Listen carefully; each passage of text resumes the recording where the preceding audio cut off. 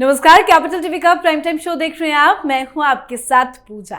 प्रधानमंत्री नरेंद्र मोदी जीत की हैट्रिक लगाकर देश के साथ साथ दुनिया भर में छाए हुए हैं। भारत की आजादी के बाद मोदी पहले ऐसे गैर कांग्रेसी प्रधानमंत्री हैं जिनकी सरकार लगातार 2 शानदार कार्यकाल पूरा करने के बाद तीसरी बार भी बनने जा रही है। पीएम मोदी देश के पहले ऐसे प्रधानमंत्री भी बने हैं जिनकी लोकप्रियता लगातार तीसरी बार बढ़ी है और ये रुकने वाला नहीं है, क्योंकि आज एनडीए संसदीय दल की बैठक से जो तस्वीरें सामने आई वो साफ बताता है कि सभी ने नरेंद्र मोदी का लोहा माना है और मोदी यहां रुकने वाले नहीं हैं। आज पुरानी संसद के सेंट्रल हॉल में एनडीए संसदीय दल की बैठक में सभी घटक दलों के समर्थन से नरेंद्र मोदी लोकसभा के नेता, बीजेपी के नेता और एनडीए संसदीय दल के नेता चुने गए। जेडीयू और टीडीपी ने पीएम पद के लिए नरेंद्र मोदी के नाम का समर्थन किया। मोदी मोदी के नारों के बीच नरेंद्र मोदी को एनडीए का नेता चुना गया, जिसके बाद नरेंद्र मोदी लालकृष्ण आडवाणी और मुरली मनोहर जोशी के आवास पर पहुंचे और उनसे मुलाकात की। पर आज नरेंद्र मोदी ने जो संबोधन दिया वो बड़ा खास रहा। संबोधन में मोदी ने एनडीए के महाविजय की बात की तो विपक्षी गठबंधन का भविष्य भी बता दिया। सीना ठोक के कहा, ना हम हारे थे, ना हारे हैं और ना हारेंगे। तो मोदी के हुंकार से कैसे विपक्ष है परेशान, बताएंगे आपको। चर्चा के लिए मेरे साथ स्टूडियो में मौजूद हैं कैपिटल टीवी के editor in chief doctor Manish Kumar. Doctor साहब, बहुत बहुत स्वागत है आपका। धन्यवाद। आज तो सारी फॉर्मेलिटीज भी पूरी कर ली गई है। 9 तारीख को मोदी शपथ लेने जा रहे हैं। क्या रहेगी सरकार की रूपरेखा? मोदी 3.0 सरकार कैसे चलेगी? देखिए, politics is all about who gets what, when and how. किसको क्या मिला। और आपने बिल्कुल सही कहा, इन्होंने जो आज शंखनाद किया है कि 5 साल नहीं अगले 10 साल तक चलेगी, इसके पीछे की वजह समझना जरूरी है। कई सारे लोग कमेंट्स में भी लिख रहे हैं, फोन करके भी पूछ रहे हैं, ये पलट जाएंगे तो, वो छोड़ के चले जाएंगे तो। नहीं कोई जा रहा। ये सरकार बिना किसी प्रॉब्लम के 5 साल तक चलेगी। क्यों चलेगी इसको समझना जरूरी है। और क्यों नीतीश कुमार और चंद्रबाबू नायडू ने विपक्ष के तरफ से किए गए ओवरचर्स, इनको मनाने के लिए जो चीजें कही गई, बताई गई, उसको क्यों रिजेक्ट किया, इसका कारण आप समझ लेंगे, आपको बिल्कुल इत्मीनान हो जाएगा कि भाई ये लोग कहीं नहीं जाने वाले। इसलिए दोनों ही कह रहे थे कि हम लोग कहीं नहीं जाने वाले। नीतीश कुमार ने तो पैर छू लिया। क्यों? 1 बाय 1 पहले इसको डील करते हैं, फिर विपक्ष के बारे में बात करते हैं। पहली चीज, चंद्रबाबू नायडू जी। ये व्यक्ति अपने आप में बड़ा रिफॉर्मिस्ट है। चुनाव से पहले उनसे राजदीप सरदेसाई ने एक सवाल किया था इंटरव्यू में कि कास्ट सेंसस के ऊपर आपकी राय क्या है। उन्होंने कहा नहीं, स्किल सेंसस होना चाहिए। अब आप समझिए कि किस, ऐसा लग रहा है कि कोई प्रधानमंत्री मोदी की आत्मा घुस गई चंद्रबाबू नायडू में। व्हाट इज सेइंग कि देश को अगर बेहतर बनाना है, जितने भी लोग हैं उनके स्किल का सेंसस किया जाए और अकॉर्डिंगली पॉलिसीज बनाई जाए, कि ताकि जिसकी जो स्किल है उस हिसाब से उसको नौकरी और उसको जीवन यापन के लिए सुविधाएं, बेरोजगारी वगैरह सारी नीतियां बनाई जाए।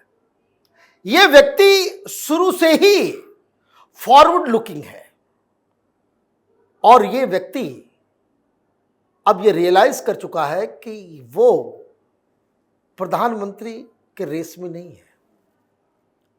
ये एक रीजनल पार्टी है और उसे एक मुख्यमंत्री बने रहना है। मुख्यमंत्री के पद पे कैसे वो आंध्र प्रदेश को एक बेहतर राज्य और बेहतर शासन दे सकते हैं, ये उनकी प्रायोरिटी नंबर 1 है।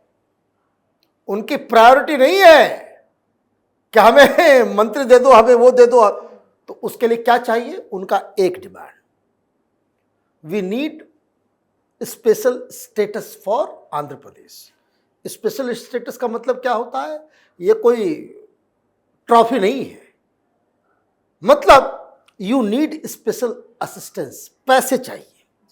हमको इंफ्रास्ट्रक्चर बनाना है, हमको बकायदा वहां पे इन्वेस्टमेंट फ्रेंडली, जैसे हैदराबाद में जो तेलंगाना के पास चला गया, हैदराबाद की तरह हमें भी विशाखापट्टनम को और वहां पे इंफ्रास्ट्रक्चर का, तो उसके लिए माल चाहिए जी। तो उनकी प्रायोरिटी क्या है? वो। दूसरी चीज, उनको अपना ऑर्गेनाइजेशन भी चलाना है। क्या कोई बहुत बड़ा लीडर या नायडू साहब के समकक्ष का कोई लीडर एमपी बनकर के आया है? नहीं आया है, नहीं आया है। तो वो ही इज नॉट पुशिंग कि भाई हमारे पास एक सीनियर व्यक्ति है, उसको कोई सीनियर कैबिनेट का मंत्रिमंडल दिया जाए, नहीं। जो उन्होंने मीटिंग की, उन्होंने मीटिंग क्या, उन्होंने कहा कि भाई विश्वास के साथ इस सरकार के साथ काम करना है, लेकिन हमेशा आपको यह ध्यान रखना है कि जहां कभी भी कोई मौका मिलेगा कि आंध्र प्रदेश को हम आगे बढ़ा सकते हैं, यही हमारी प्राथमिकता होनी चाहिए। आप दिल्ली में रहें और आंध्र प्रदेश की भलाई के लिए काम करें। This was his clear cut message. अब उन्होंने क्या कहा कि भाई हमें शुरू में खबर आई, अच्छा होता है पॉलिटिक्स, बार्गेनिंग का खेल होता है, खबर आ गई भाई 6 मंत्रालय चाहिए, ये चाहिए, हमें स्पीकर भी चाहिए, वो भी चाहिए, वो भी चाहिए। तो होता क्या है कि ये आप खबर भिजवा देते हैं, जब निगोशिएट करने बैठते हैं तो you know what are your prime targets.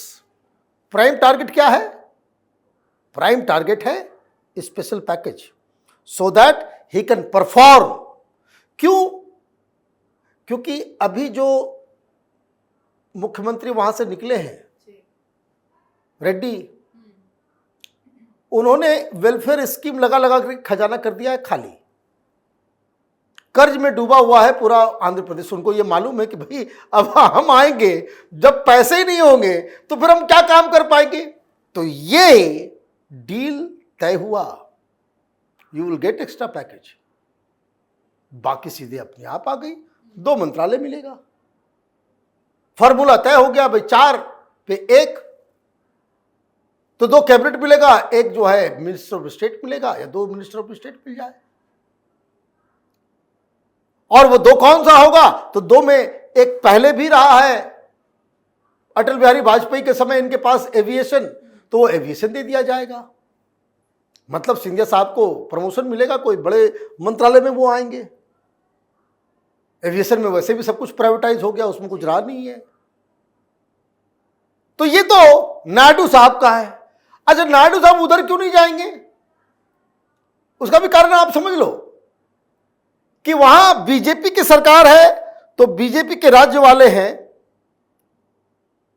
और उधर अगर कांग्रेस पार्टी की सरकार है, इंडी गठबंधन की सरकार है, तो कांग्रेस पार्टी की भी सरकारें हैं।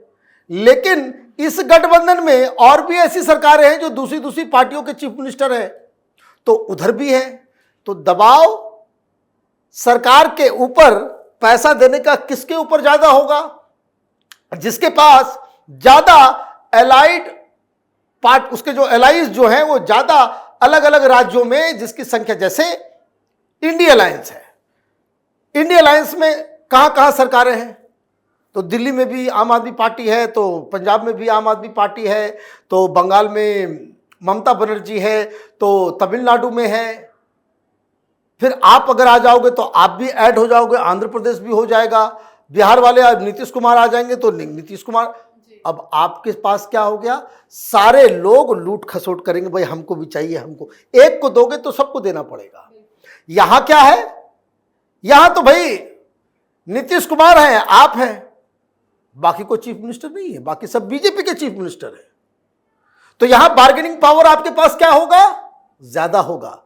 इधर स्टेबल होगा, वहां पता नहीं कब कौन किससे लड़ जाए। अच्छा, उधर तो एक और बताना मैं भूल गया, केरल में वामपंथियों की भी सरकार है। तो आप ये समझिए कि राजनीति जब की जाती है तो सब कुछ सोच समझ के किया जाता है।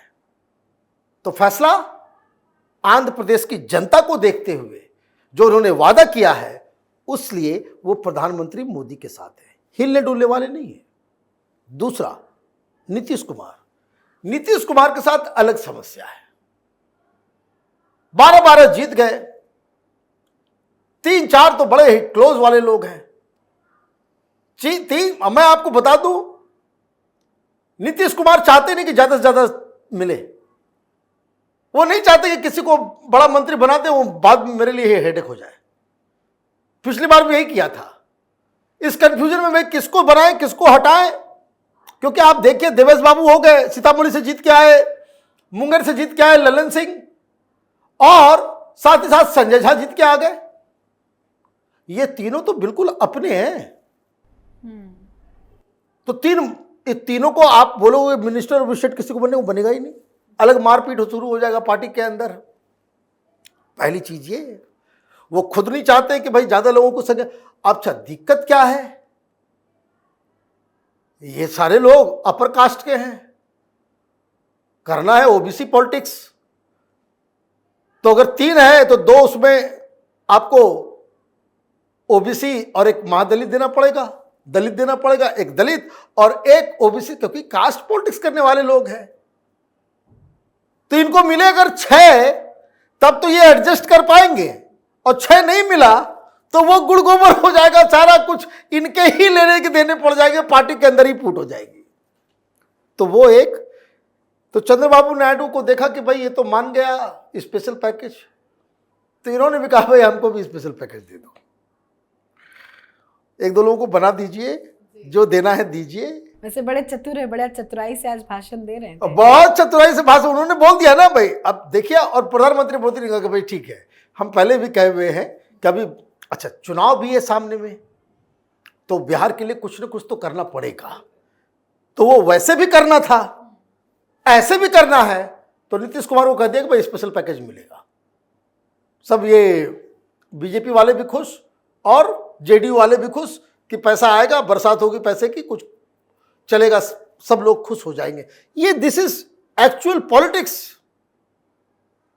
आप अगर तोड़ फोड़ करके उधर भेज दीजिए, इधर भेज दिए, ना घर के रहेंगे ना घाट के रहेंगे, 6 महीने के बाद अलग वामपंथी अलग होकर के कुछ बात कर देंगे, डीएमके नाराज हो गया तो सरकार गिर जाएगी, ममता नाराज हो गई तो सरकार गिर जाएगी। तो उधर टच एंड गो का मसला था और इधर एक स्टेबिलिटी थी। तो चॉइस क्या होगा, अगर आप नीतीश कुमार या नायडू की जगह पर रहेंगे क्या करेंगे? तो जहां श्योर शॉर्ट चीजें हैं वहां आप रुके रहेंगे। तो ये कहानी हो गई।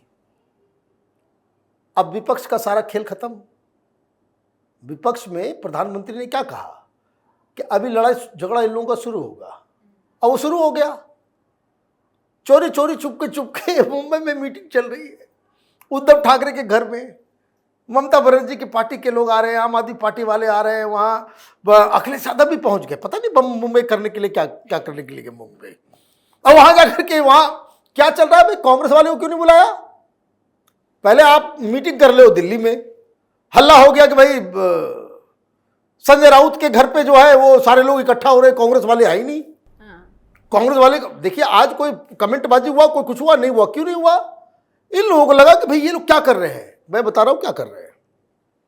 एक तो आम आदमी पार्टी ने कह दिया कि अब हमारा कोई रिश्ता नहीं है, डिवोर्स हो गया, खत्म, ब्रेकअप खत्म, अब बस इतने दिन तक के लिए था साथ, अब खत्म। मतलब ही का रिश्ता था कि हो गया भाई खत्म। कांग्रेस वाले भी आकर के बोल दिए कि भाई हमसे बहुत बड़ी गलती हो गई कि तुम्हारा साथ हमको लेना पड़ा, अदरवाइज हम ज्यादा बेहतर स्थिति में होते। पंजाब में और भी सीटें आती है, दिल्ली में भी 1-2 सीट जीत जाते, तुम्हारे चक्कर में बर्बाद हो गए। ये कहानी। दूसरी कहानी आ रही है कि भाई ये लोग जो बाकी नॉन कांग्रेस इंडी पार्टनर्स, वो ये कह रहे हैं कि भाई अब तो तुम बनोगे, कांग्रेस पार्टी का बनेगा एलओपी, लीडर ऑफ अपोजिशन, तो इंडी गठबंधन का वो नेता बन जाएगा। कन्वीनर कौन होगा? कौन होगा कन्वीनर? कन्वीनर हमें किसी को बनाओ तो ममता बनर्जी कन्वीनर बन सकती है। ममता बनर्जी उधर जो है बनी हुई है मुख्यमंत्री, अखिलेश उम्र में छोटा है, तो उद्धव ठाकरे जी को बना दो। कांग्रेस पार्टी एग्री नहीं कर रही है। तो ये अभी बवाल जो है वो अभी शुरू हो रहा है, और ये 2-3 आपस में लड़ेंगे, आपस में फूट होगी। और मेरे इस बात को आप यकीन मान लीजिए, बड़े बड़े जब फैसले होंगे तो इसी इंडी गठबंधन से लोग कट के अलग होके सरकार के फैसले के साथ लोकसभा के अंदर वोटिंग करेंगे। बिल्कुल सर, बहुत बहुत धन्यवाद समझाने के लिए। धन्यवाद। तो लोकसभा चुनाव के परिणामों के बाद केंद्र में सरकार के गठन की प्रक्रिया शुरू हो गई है। नरेंद्र मोदी 9 जून को शाम 6 बजे प्रधानमंत्री पद की शपथ लेंगे। एनडीए ने सरकार बनाने का दावा भी पेश कर दिया है।